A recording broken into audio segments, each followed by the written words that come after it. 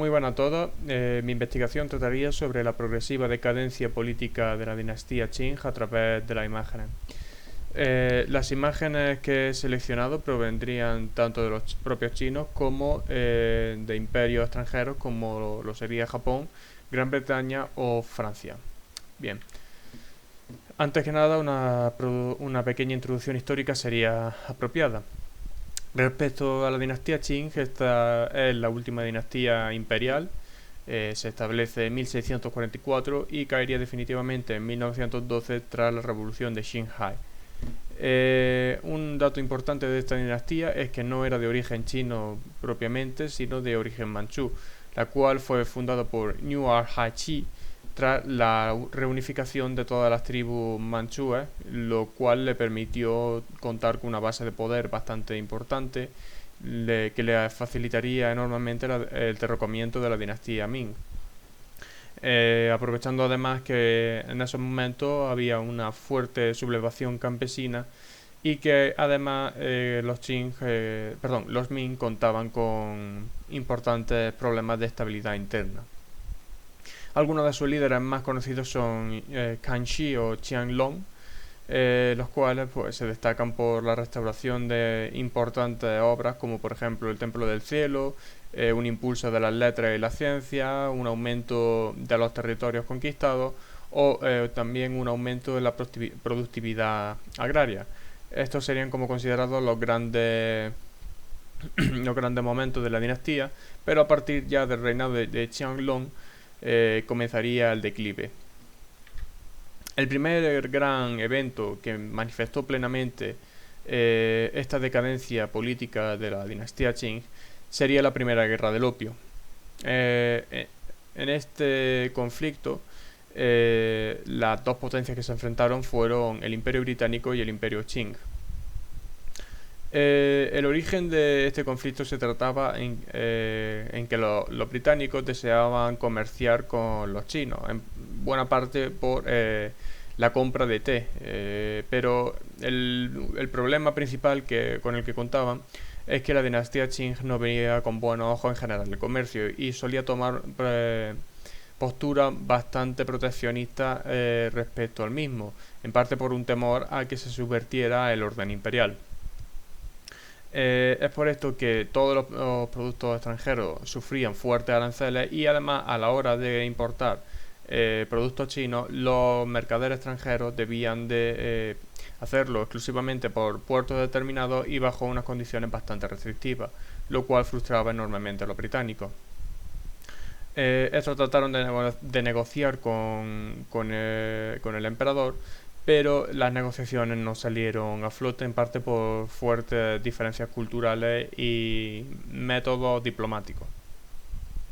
Los británicos entonces decidieron tomar una estrategia diferente, aprovechando la conquista de la India y que contaban con una importante base en la región de Cachemira, la zona más cercana a China. Deciden empezar a cultivar opio para introducirlo a través de la venta a contrabandistas. Esta venta de opio fue enormemente lucrativa y con los beneficios que obtenían a cambio compraban esas materias primas y productos que deseaban de China. Obviamente el opio es una droga y esta causaba daño a aquellos que la tomaban, por no hablar de la delincuencia a la que se solía ver vinculada el consumo de este producto, por lo que dentro de la corte había ciertas divergencias de si se debían de tomar más o menos acciones con el problema del opio. No es con el emperador ya Dao Guang en el siglo XIX que se toman ya las medidas propiamente dichas en contra de este producto, y para ello elige al virrey de Hunan y Hubei, Lin Zexu, a que termine con la circulación de esta droga y que confisque toda aquella que pueda. Este virrey ordenó a los comerciantes británicos que le entregaran todo el opio sin derecho a indemnización de ningún tipo, por lo que los comerciantes responden entregándole el opio al superintendente comercial británico, lo que significaría que de haber confiscado el opio de las manos directamente de estos comerciantes, el problema habría sido entre unos comerciantes y el imperio Qing, nada demasiado escandaloso. Pero al ser confiscado del superintendente comercial británico, esto ya era un problema entre diplomático propiamente dicho, porque habían confiscado bienes pertenecientes a la corona británica. Tras esta situación se intenta tomar una vía diplomática y pacífica para tratar de solucionar el conflicto, pero las divergencias tanto del emperador chino como de los reyes británicos llevan al traste a estas negociaciones y estallan las hostilidades propiamente dichas.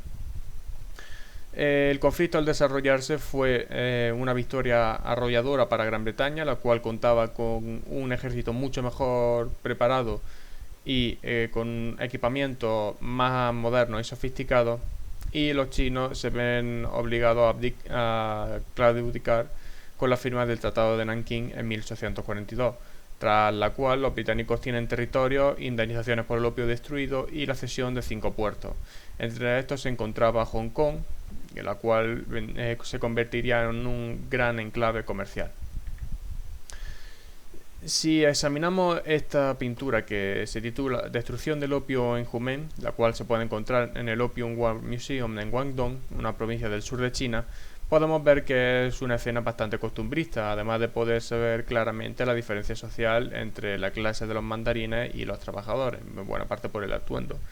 Se puede ver que es una escena bastante costumbrista, no tiene nada demasiado oficialista, simplemente vendría a representarlo como lo que es un acto rutinario, nada especial, y de esta forma podemos ver que los chinos no esperaban para nada de que la situación fuese a escalar de este modo, algo que quedó patente de que ellos no estaban preparados para luchar contra los británicos.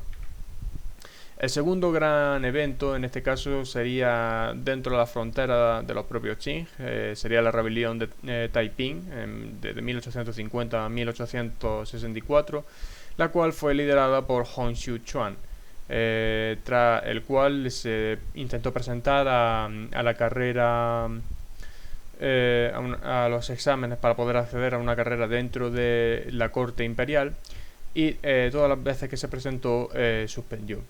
Se sospecha que esto pudo ser el motivo que le llevó a sufrir enfermedades entre las que se contaba fiebre muy intensa y alucinaciones.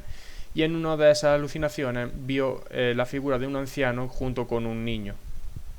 Cuando se despertó, él interpretó que el anciano era Dios, entendido por el Dios cristiano, y el niño era Jesucristo. Y él entendió que por tanto él era el segundo hijo de Dios y que su cometido era crear el reino del cielo en la tierra y expulsar a todos aquellos que no fueran dignos de él. Su culto comenzó a tomar cada vez más adeptos, entre ellos sobre todo gente de clases populares que en buena parte estaban enfadados con la gestión de los Qing y que la entrada de los europeos en el comercio dentro de la frontera de los Qing suponía que estaba desplazando a los artesanos autóctonos, en parte porque podían producir bienes más baratos, de mayor calidad, a mayor velocidad, y también se fue asociando a organizaciones anti-Qing con el objetivo ya plenamente establecido de derrocarlos definitivamente. El conflicto estalla definitivamente en 1850 y durante 6 años la rebelión parece ir viento en popa. Consiguen victorias importantes, llegando incluso a tomar la ciudad de Nankín, donde Hong Xiuquan establecería su capital. Y no es hasta más adelante que empiezan a ser derrotados ya por los Qing, y esto se debe en parte a que solicitaron ayuda tanto de Gran Bretaña como de Francia, los cuales le prestaron apoyo militar. Esto demuestra que ya no hay incluso que no se puedan defender contra potencias extranjeras. Ya dentro de las propias fronteras de los Qing todavía tenían problemas ya para poder hacer frente a esta amenaza, y solamente con la ayuda de estas potencias extranjeras pudieron derrotar definitivamente a los Taiping.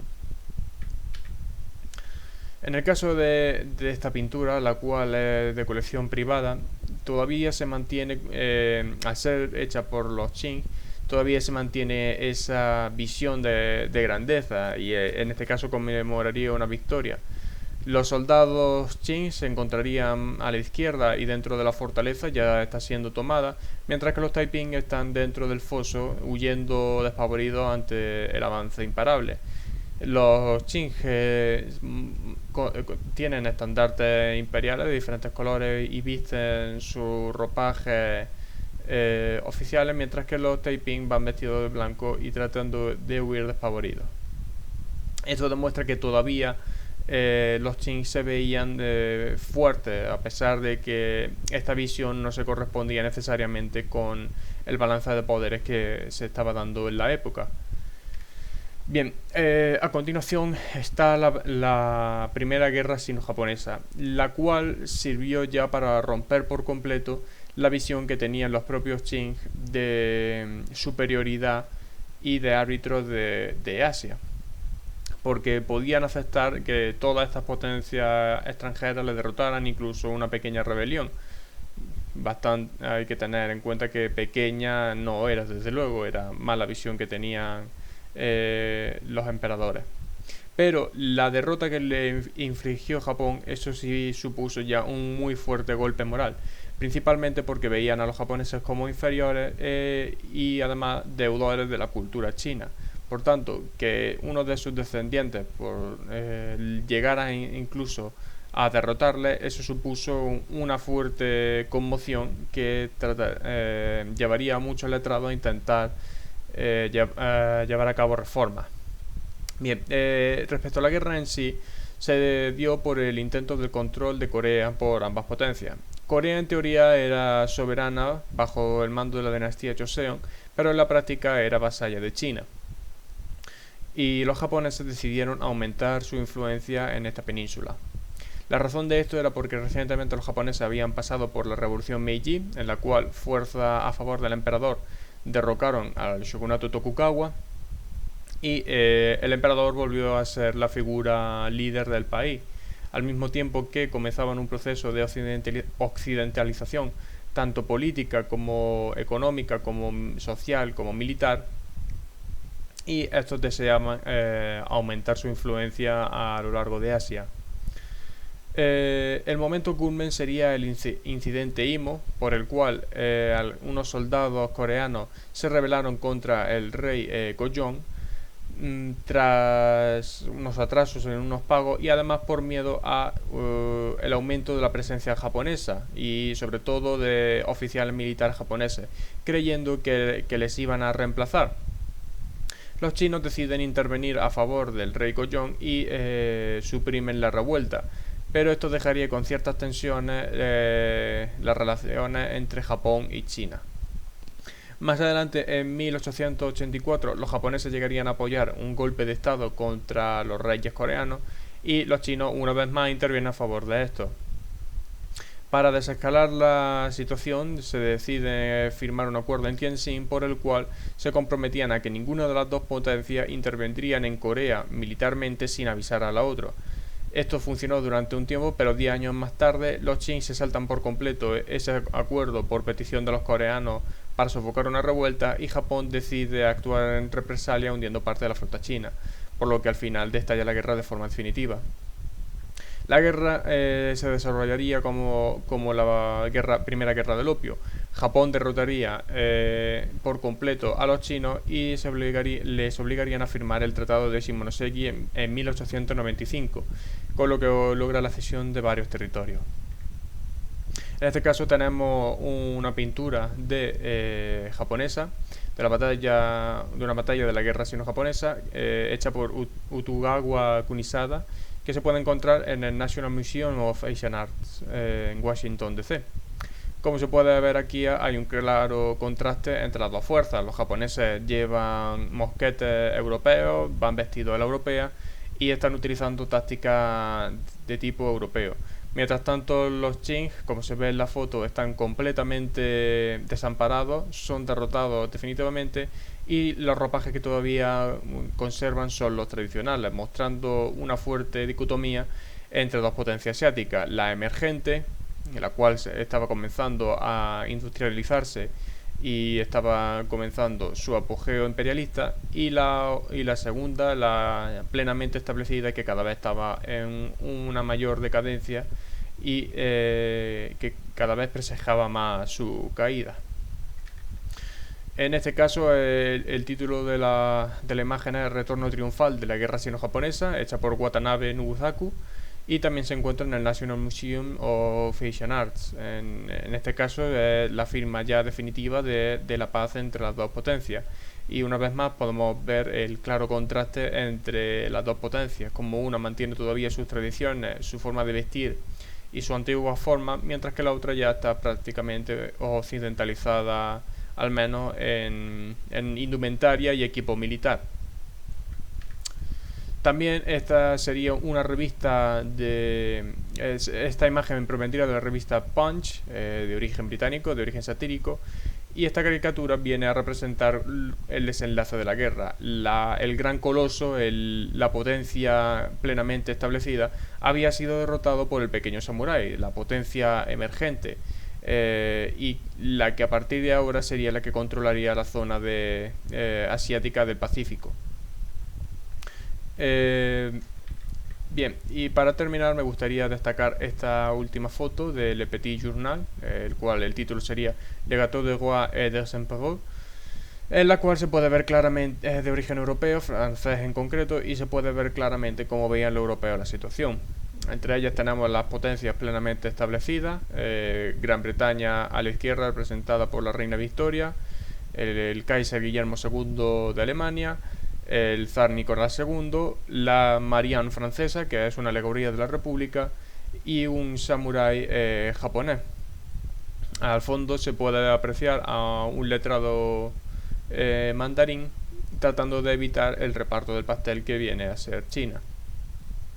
También es curioso ver cómo dentro de esta imagen se puede diferenciar cómo percibían los propios franceses las diferentes potencias. Obviamente Gran Bretaña y Alemania eran sus grandes enemigos, por lo que están bastante caricaturizados, mientras que los rusos y los propios franceses se ven bastante bien.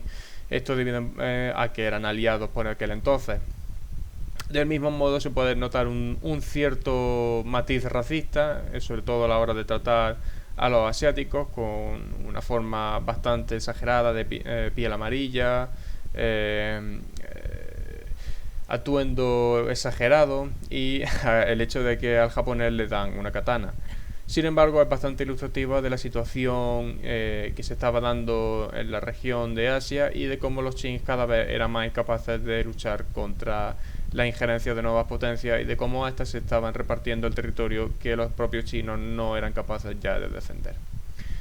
Y eso sería todo. Espero que les haya gustado mi exposición y les deseo un buen día.